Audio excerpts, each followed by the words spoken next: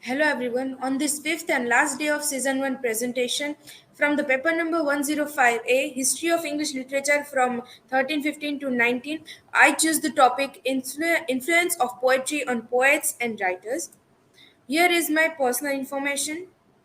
And now, what does influence really mean? We said this influences and that influences us, but what is influence?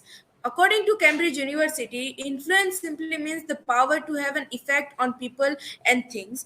This is a definition of influence according to Cambridge University. But when we are talking about poetry and its influence, it's at a higher level than people's influence. We are influenced by so many people, but when some people when who we are influenced by, they did something bad, we hate them. But poetry, songs, story books, these are the things. If we influenced by them, they always still always based in our hearts.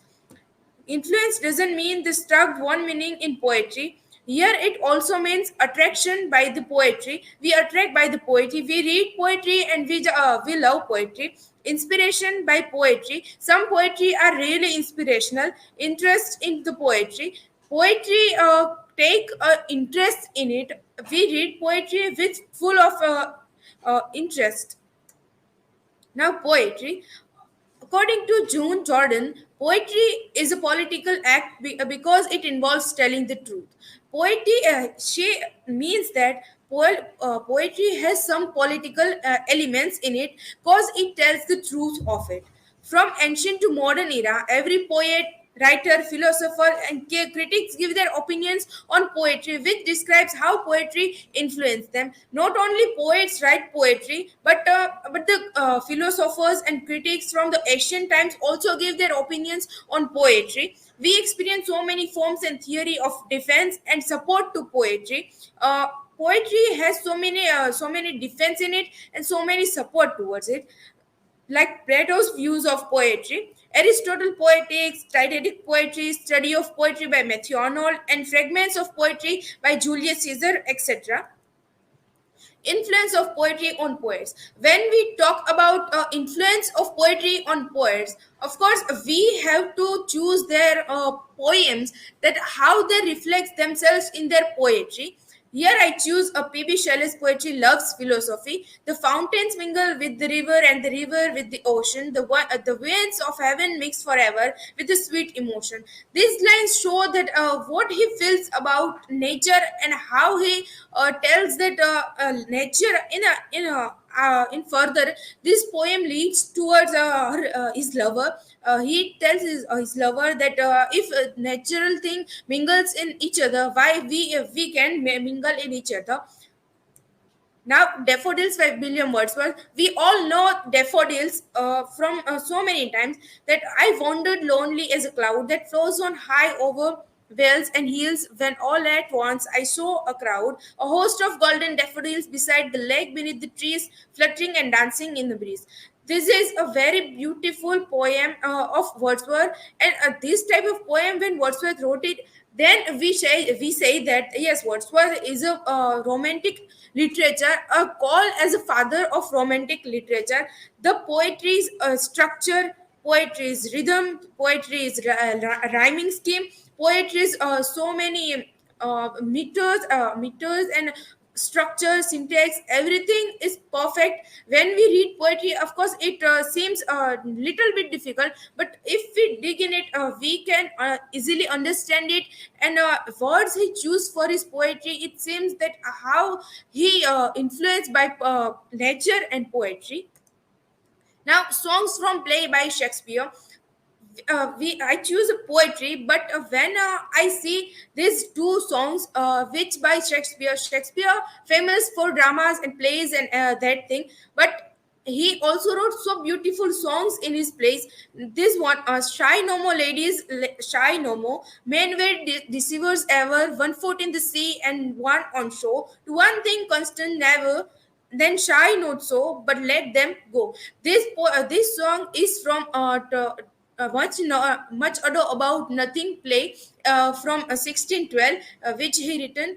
This song dedicate it's like a dedicate to female that don't shy ladies on the men who get into other women very quickly. They're one foot in the sea and one foot on the shore. Took one thing constant never. They can be with the one woman. They need too many women, as according to William Shakespeare. And the second one is, "Oh mistress mine, where are you roaming? Oh, stay in here, your true love's coming. That can sing both high and low. Trip no further, pretty sweating. Journeys end in lovers' meeting. Every wise man's son doth know." This poem is from Twelfth Night play, written in 1602. In this poem, a lover write this song for his beloved. Influence of poetry on philosopher and critics. When we say poetry, we think that poetry is only belong to poets, but no. Philosopher and critics also have so many thoughts about poetry. Like if it, according to William Grimm, from the article of Plato's view on poetry, he described that if we turn to modern critics for an explanation on Plato's view of poetry, we found most divergent views from each other scholars. First scholar J. Reber tells that holds that Plato criticizes poetry because it is imitation, and because poetry addresses itself to the lower faculties of man, with which we cannot grasp truth. And other hand, F. Slathin defends that Plato's poet, depending on inspiration, renounce knowledge and can at best attain only right opinion. Now, when we are talking about Plato's view of poetry, we should remember Aristotle Poetics for Defense of Poetry. According to Peter Simpson, in the article of Aristotle on poetry and imitation, he wrote that Aristotle suggests distinguishing poetry from painting, music, and dancing, with which are also imitation. And why? Because poetry imitates using language and rhythm, and also harmony and song. Use of language will distinguish poetry from dancing and music, and use of rhythm or generally verse will distinguish it from prose imitation like Socratic dialogues. Now, influence of poetry on myself. When I see this type of picture, I click that picture, and it is totally belonging to a romanticism. Then I also inspired by influence and inspired by Shelley, Byron, Herbert, and other poets. I can say that if continuously 5 days we read or heard the poetry or any poem, we can write a poem. And I try to write it, that I believe in fantasy, maybe you involve in me. I am just a little tree, want to grow and make a flea. Then Lark is always telling me, this road take you to the sea, just dive and swim, believe in thee. That there are so many efforts we have to make still. We are just a little tree and we want to grow. But after we grow, where if I am a tree, I am grow and I'm go up high. But I don't want to grow and still stuck here and here. I want to flee. I want to flee anywhere else where I want to. Lark always telling me, this road take you to the sea, that if you go this way, this way, you can go on on your point where you want to go. But and in this way, if you want to go, you get your position. And if when you reach your destination, just you need to dive in this ocean of this your so many efforts, and just want to believe in yourself and also in thee. Here is my work citation.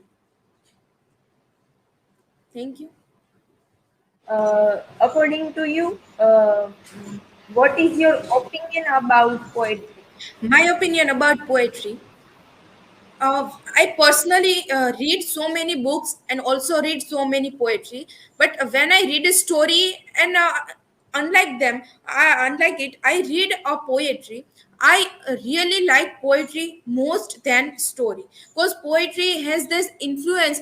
If a story belonging my situation, I'm not emotion full with that. But when I read a little word that attached to me, I feel more attached with it. So poetry influence and inspire and attach with me more than prose.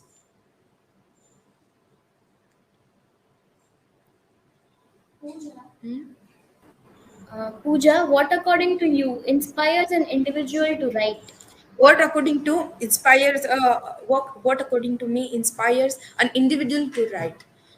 Inspiration, it's a thing that if I heard you like an hour, it doesn't motivates me. In reality, it doesn't motivates me. If I want to motivate myself, then I heard you. But if I don't want to motivate, then you tell me so many things like 3 hours, 4 hours, so many hours. I didn't understand it. But if inspiration is the thing that we get in ourselves if we want to, it's an inner thing.